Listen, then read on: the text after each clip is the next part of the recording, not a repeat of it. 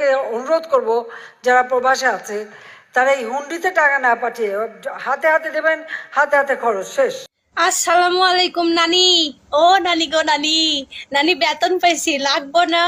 নিবা না বেতন? দিমু দিমু ব্যাংকে।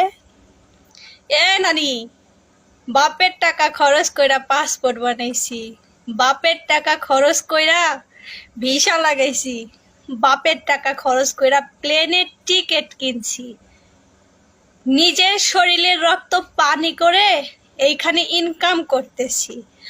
আমার টাকা আমি ব্যাংকে পাঠাবো কি বিকাশে পাঠাবো কি হুন্ডিতে পাঠাবো সেটা আমার নিজের ব্যক্তিগত ব্যাপার।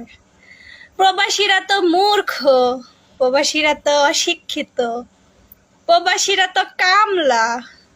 তাহলে এখন দেন মা দেন, আর 2 দিন পরে ওই যে বলা লাগবে, একজন বলবে আল্লাহ নবীজির নাম,